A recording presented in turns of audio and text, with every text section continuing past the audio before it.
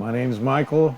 Summit Immediately Required, and everybody's been on me to get to this spool rewinder, auto rewinder. So I'm going to go ahead and live stream this today.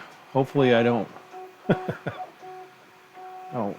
mess up too much. Hopefully I can remember how to put it together. But I think it works very, very well. And the first thing I want to say is I don't know if I'm doing it right. I'm just doing it the way it works. So we'll go ahead and get started on it. Go ahead and cut over. I put links in the description below of these files that are available on Thingiverse. So you can go ahead and download those files. And these are the files. There's several of them in there, so whichever one works best for you. But the one I chose, there's a G-code file already made up that if you have a Prusa, it will fit on the Prusa Mark III bed. All of the parts will fit there except for the stand. You have to print the stand separately, but all of the rest of the parts are there. And you don't have to do multiple prints in order to get it. So, that said, let's go ahead and switch cameras here. Hopefully my camera work is going to be okay. I'm still trying to figure out the best way to set everything up, but as you can see, everything's printed out really nice here on this one bed. So let's go ahead and get these popped off the bed.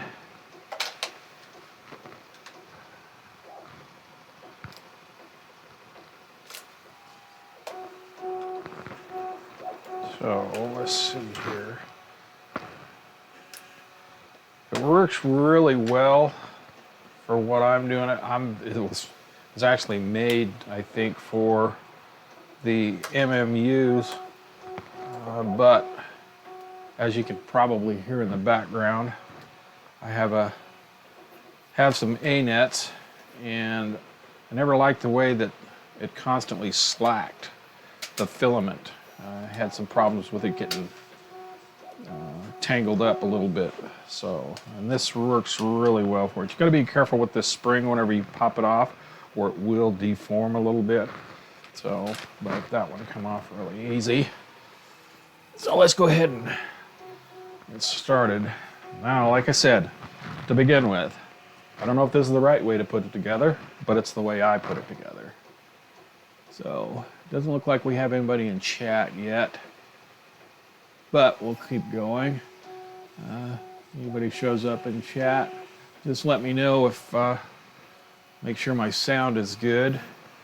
Okay, and the way I put this together, and I don't know, like I said, I don't know if it's the right way, but it's the way it worked for me. So let's go ahead and screw this one on here. Well, let's do this first. This is probably one of the more difficult parts, is putting this clutch together. So we'll go ahead and put this clutch on. You want to put it down in here. And snap those springs in. Snap these in there. They fit really tight, but that's kind of what you want. You don't want that thing popping out whenever your spool is going. So let's get all of those popped down in there. And the files are also done so that you can print them out in a separate color, and it allows you to print these numbers in here in a separate color, so it makes it easier to read. But I don't need to be able to read them the settings that well. So whenever you put this on, you notice in one of the places, let's see if I can get a focus here.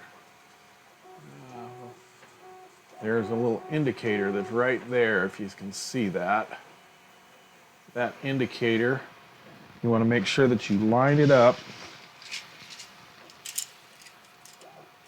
with these numbers here. Okay, and if you look right here, Each one of this spring is set up, it's got slots here. So you want to line that up. And the easiest way to do it is take your indicator all the way to 0 and then line them up inside those slots.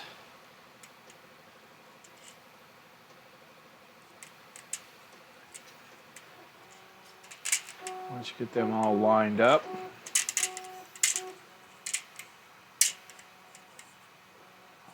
okay. Why is that one not wanting to go in there? There we go. There we go. And there's your clutch assembly. And like I said, see it? You can adjust just the tension on your clutches by sliding this in that fashion. It goes all the way. Actually, you get up that far and you're locking it down pretty tight. So, all right, the next thing I'm going to put on here is going to be curved. Well, the first time you put these on here, I have found that they are really, really tight. But of course, the more you put them on, move them around, and like I said, I don't know if this is the right way, but what I've been using this for is to adjust the size of the spool. That way, you have the ability to use multiple different spools, i.e. the universal spool rewinder. So go ahead and move this one down to here. And then this one here. This goes on. Like I said, I put it on last.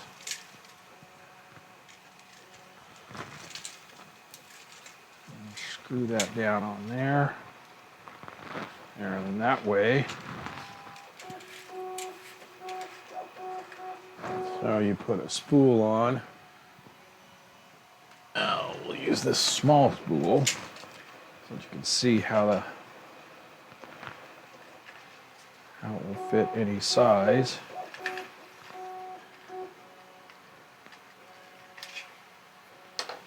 Okay, let's go like this.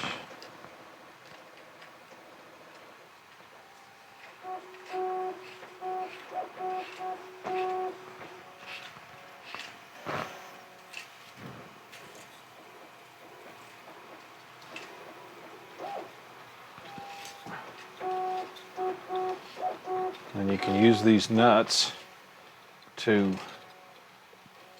center it on the spool. That way you don't have it pulling from one side. Okay. Now, you want to take this. We'll go through here. And this is the shaft. Some of these shafts have printed out pretty stiff.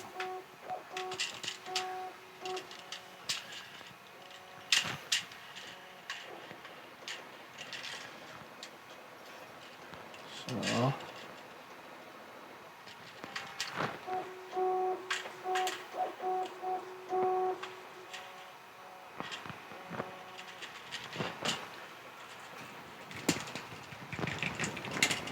now that thing got stuck in there now. Because I just put that on there backwards.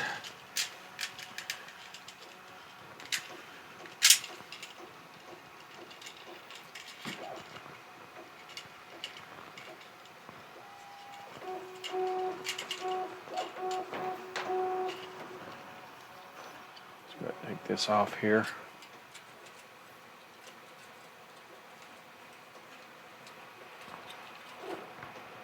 I did that before.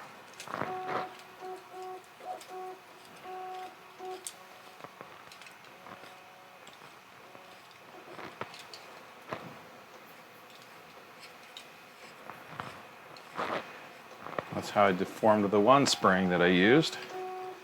That's how I know that you can deform that spring fairly easily.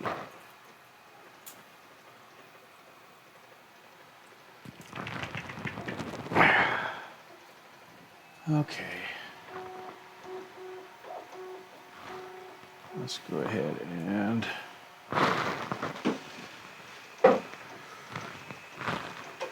if it wasn't live, it wouldn't be fun, would it?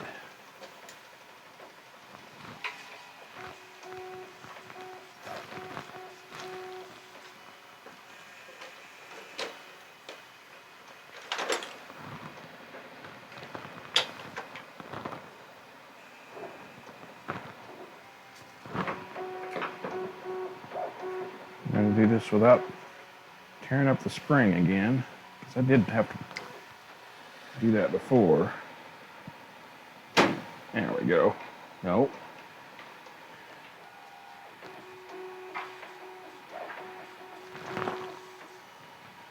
There we go. Solved. Let's try that again. Okay. Go back in there.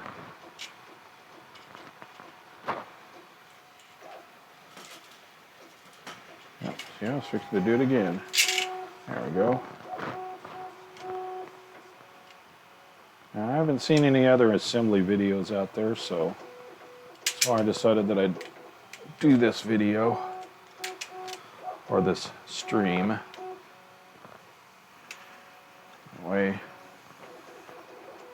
hopefully you'll avoid these same problems that I did whenever I first put the first one together and basically ended up putting it in together wrong and had to break parts in order to get it back apart. But that's why we do. Now this goes through this way. Then you've got to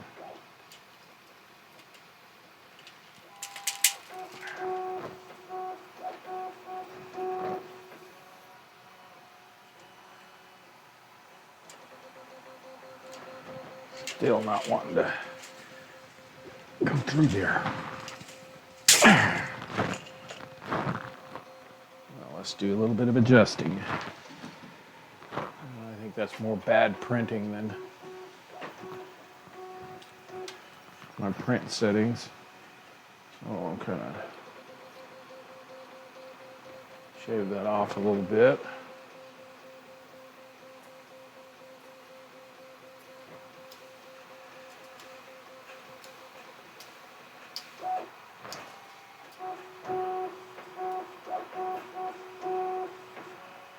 So that it slides through there just a little bit easier.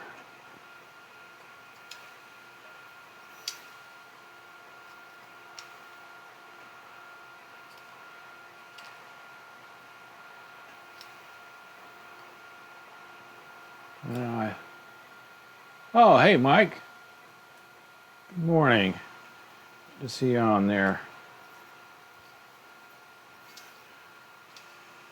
Trying to get this thing go in there a little bit smoother.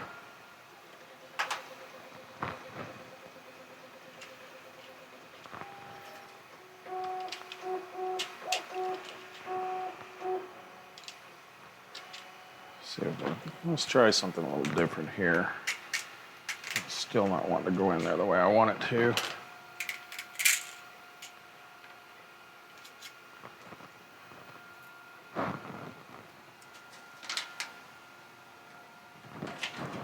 How's my sound, Mike? Am my sound doing good?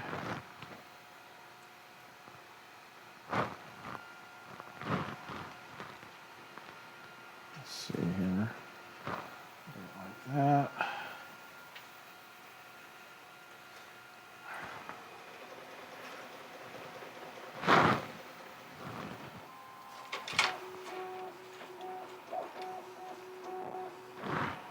Let's see here.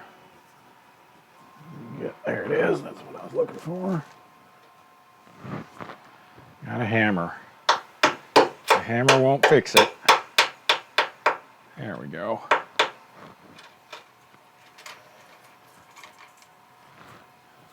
That's what every 3D printer needs is a hammer. So, okay, let's put that back in there now. Okay, and that back in.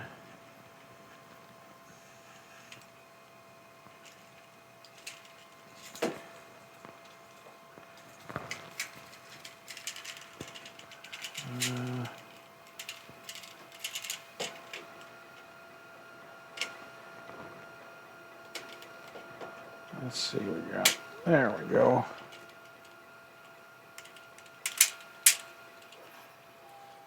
Oh, you know what I did? Exactly what I told everybody that they needed to watch for. See that?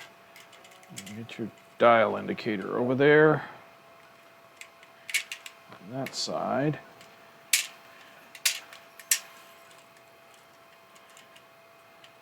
There we go. Now we can put our spool back on. Oh, don't forget that. Not that I think you would have a real problem with it coming loose, but there's a real retainer clip. Also prints out on the file. I just had the most fun putting on, just like that, and it broke. Yay. Not that I think there's a great deal of need for that sliding off, but there's a groove in there that clip goes into. And if you get it on there without it breaking, I did get this one to go on there. On this one, you can see there. No, you can't. It's right in there. That's why I printed a different one, because that black filament doesn't show up so well on the camera. But like I said, I really didn't see the whole need for it, because you saw that it was pretty tough to get it on there.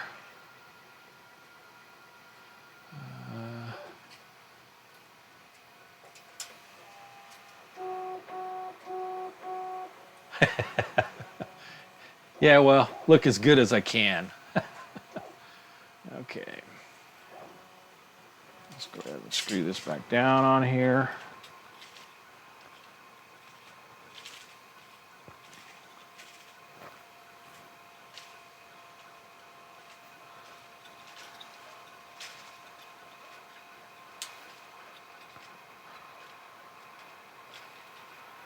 Okay. There. Like I said, you can use those nuts to adjust it whatever way, wherever you want to center your spool. And then, of course, it just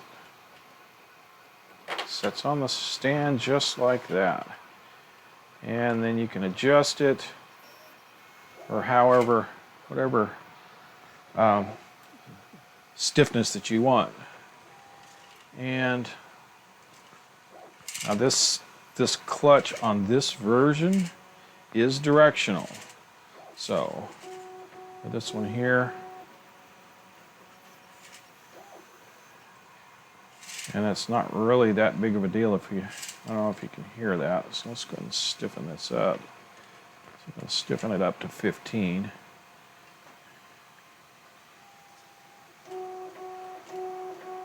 You can see it's a pretty tight where that clutch releases. There it goes. Now you can get that pretty tight. And the best part about it is it gives you tension. It also prints out with a filament guide. Now I've found that the filament guide for my uses doesn't exactly, isn't necessary. But that's how it goes on there like that. It gives you the ability to change it around. And that itself might be the purpose of that little plastic clip, to give it a little bit of tension to hold this filament guide in place. But like I said, for my purposes, the filament guide was really unnecessary. I think it is more designed to be used with the MMUs. So, and being as I'm not really ready and willing to go to the MMU yet, Still new for me, so I'm not exactly jumping on board with the MMUs. So, if you like what I've done here, we appreciate a like on the video. And I'm going to work on some other videos, probably not stream them. I'll probably I'm still trying to learn all my camera positions and things like that. So let's go ahead and cut this. Take the overhead, get rid of that. There we go. Then that way, I'm going to try and do some reviews. I was going to do a review on the Alpha Wise, but if you looked at my first stream, you saw that the Alpha Wise is not doing very well. It blew the extruder drivers off of it, so that is not working. So about the best review I can give for it is, at this point, it's not working. And of course you can probably hear the ANET back there printing up the April project for Alien 3D. And I'll probably have a small video on assembling that. The other project I've got going on, you see it back here. That's my bear. I'm going to call it the Black Bear. It's first of 2 bear builds.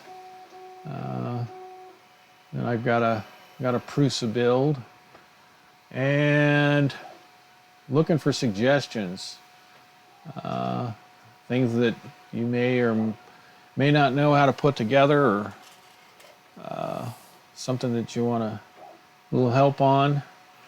Leave a comment below. Let me know what you'd like to see,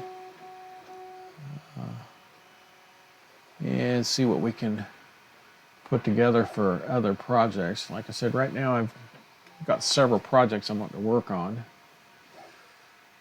Right now the Prusa is printing bear parts, so we can get further along on the Black Bear. I still gotta do a review on the HE3D K280. I'm not real happy with it. So, but like I said, this little rewinder, it works pretty good. I'm pretty happy with it. Like I said, there's several versions of it that are available on Thingiverse. I put those links below so that you can either use the same one that I used or one of the other ones. From what I've seen, they're all pretty similar. So let's see.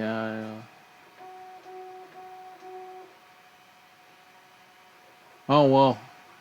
Well, thanks for stopping by, Mike. Yeah, I don't want to go get you some rest. Ain't no reason to be on. So, but I saw the video from Murph where Repcord had done a spool rewinder for the Repcord box. Now this is not necessarily that same one, but I did put a link in the description for that video, for that one. Haven't used that file, but from what I understand, there's not a whole lot of differences between them. If you find that there's something different and you're having some troubles with on that one, let me know, and I'll do a follow-up video to help anyone that has any problems. But me and my sons actually are some assembly required. So far my sons have all been kind of camera shy. Maybe we'll get that changed in the future. Get them in some streams and some videos. But if you have any questions, leave the comments below. I appreciate it if you give me a subscribe. If you don't like what I'm doing, go ahead and give me a thumbs down.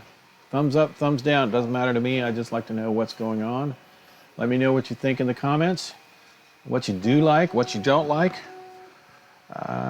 And I'd like to thank everybody for watching. And everyone have a great weekend. And here it's some assembly required. Don't know if we're doing it right. Just going to do it the way it works. And you have a nice day.